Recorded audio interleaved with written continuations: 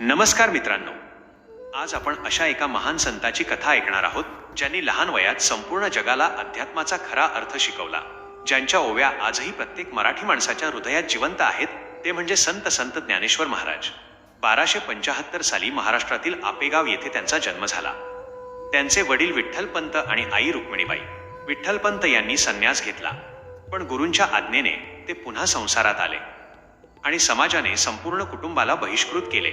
ज्ञानेश्वर, निवृत्तीनाथ, सोपानदेव आणि मुक्ताबाई या चारही भावंडांनी लहान वयातच अपमान आणि दुःख सहन केले, पण देवावरचा विश्वास कधी सोडला नाही.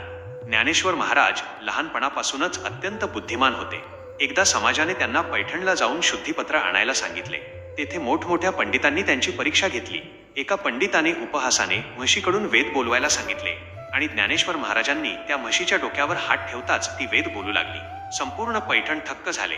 त्यानंतर अवघ्या 16व्या वर्षी त्यांनी नेवासे येथे ज्ञानेश्वरी लिहिली आणि भगवद्गीतेचा अर्थ सामान्य लोकांपर्यंत मराठीत पोहोचवला. त्यांच्या प्रत्येक ओवीत प्रेम, भक्ती आणि जीवनाचा खरा अर्थ होता. चांगदेव नावाच्या एका योगीला आपल्या शक्तीचा गर्व होता. तो वाघावर बसून ज्ञानेश्वरांना भेटायला आला, पण ज्ञानेश्वर महाराजांनी चालत्या भिंतीवर बसून त्याचे स्वागत केले आणि चांगदेवांचा अहंकार संपला.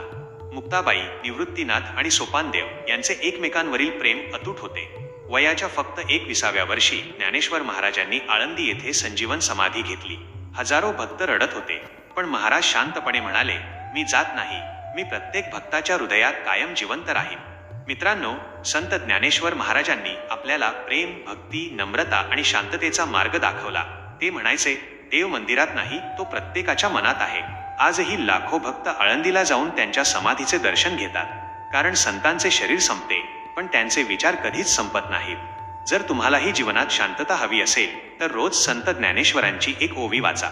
तुमचे जीवन बदलायला सुरुवात होईल.